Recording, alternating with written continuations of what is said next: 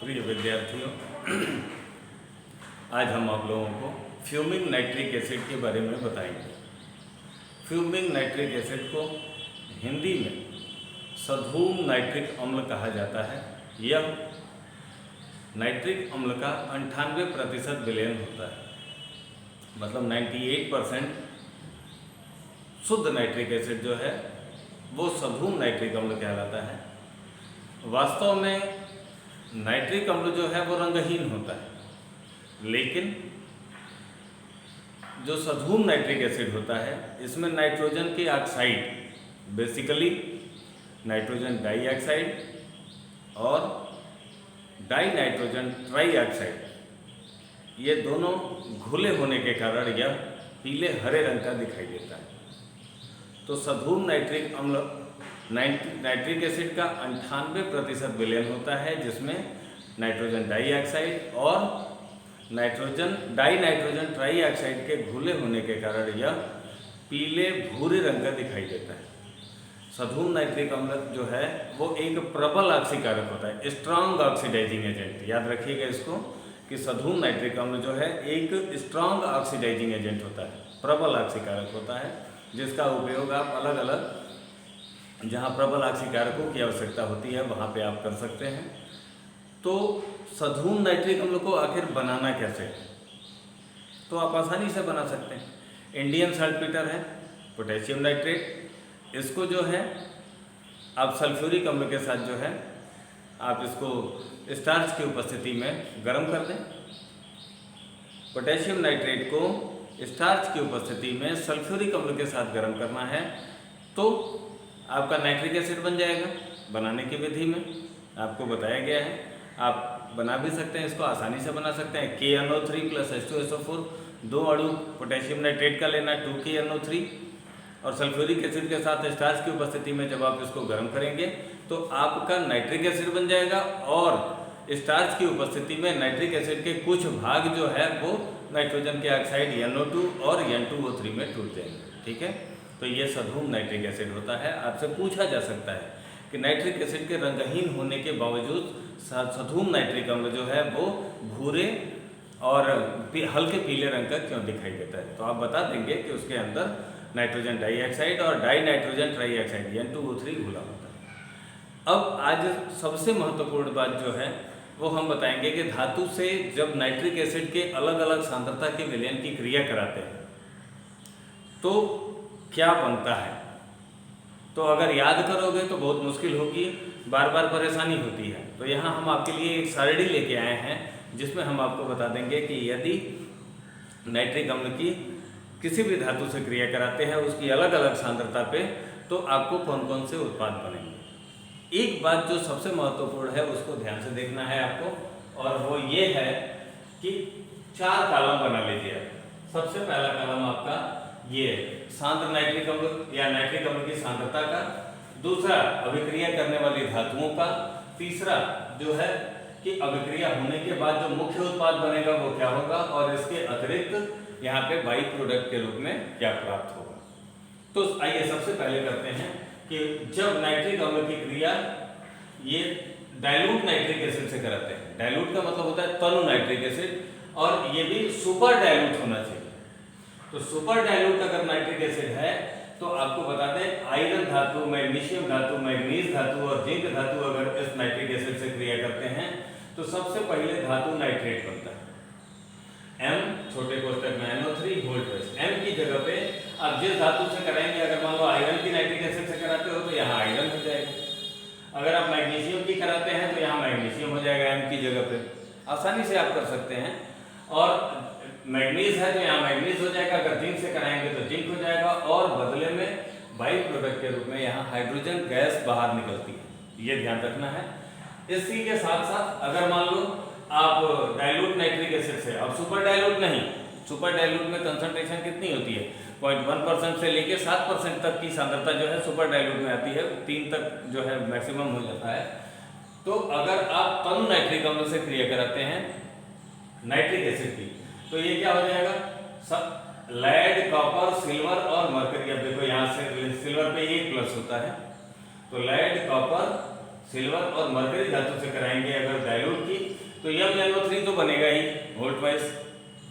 धातु का नाइट्रेट है, देखिए आप खुद देखिए, M की जगह पे इनमें से कोई भी धातु रख लेंगे। हाँ, अगर सिल्वर रखेंगे तो ये ट्वाइस नहीं होगा, क्योंकि सिल्वर नाइट्रेट का सूत्र क्या हो जाएगा, AgNO3 हो जाएगा।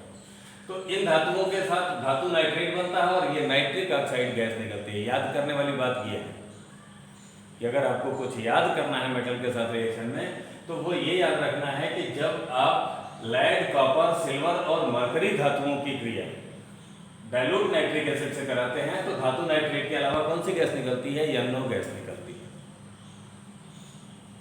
दूसरी बात कि आयरन और जिंक धातु से अगर कराते हैं डाइल्यूट नाइट्रिक एसिड की, तो धातु नाइट्रेट तो बनता है, M की जगह पे Fe हो जाएगा या Zn हो जाएगा, लेकिन यहाँ NO की जगह पे कौन सी गैस निकलेगी, N2O।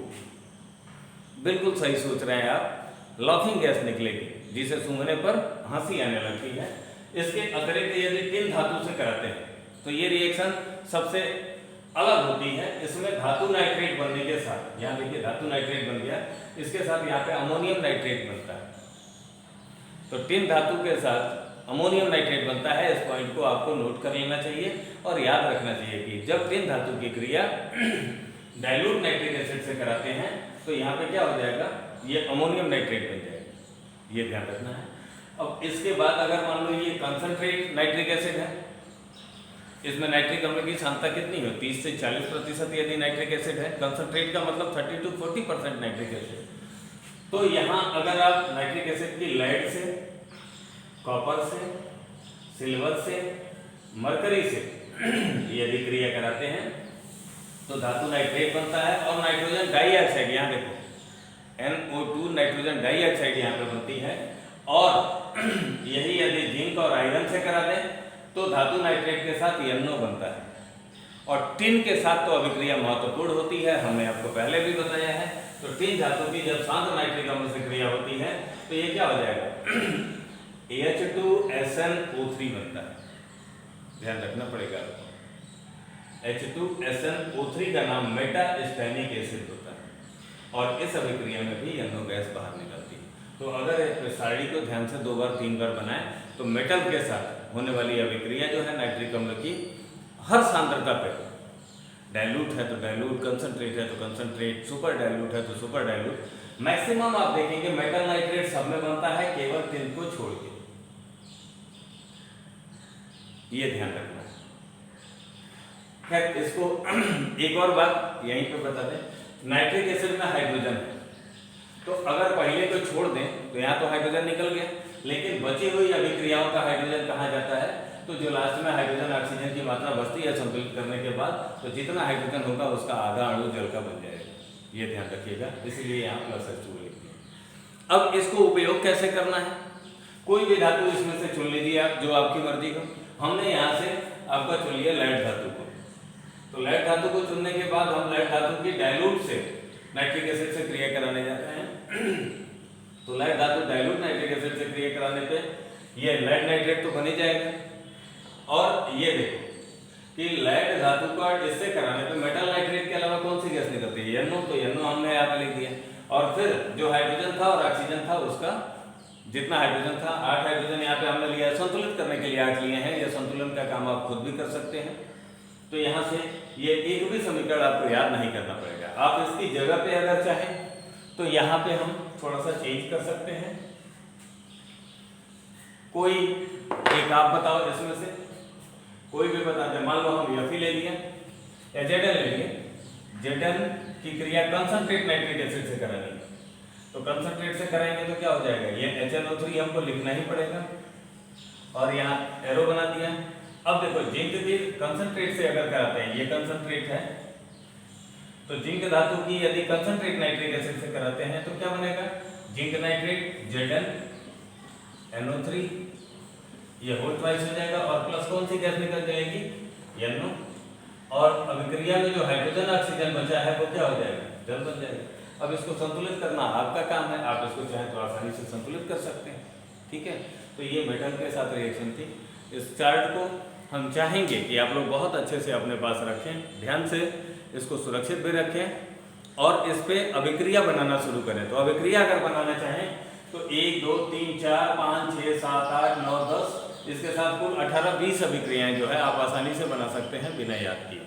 ठीक है, बहुत बहुत धन्यवाद। और इसमें पूछा जाने वाला है कि ये नाइट्रोजन के ऑक्साइड, तो देखो अमूमन क्या होता है कि जहाँ सामान्य बातें होती हैं वो चीज़ें आपसे नहीं पूछी जाती, तो अंतर यहाँ पे कहा रहा है, ये नाइट्रोजन के ऑक्साइडों में अंतर आ रहा है। और देखो टिन धातु का महत्वपूर्ण हो जाता है, क्योंकि टिन जब ये डाइल्यूट से करता है तो अमोनियम नाइट्रेट बनाता है, लेकिन बाकी कोई अमोनियम नाइट्रेट नहीं बना रहा है।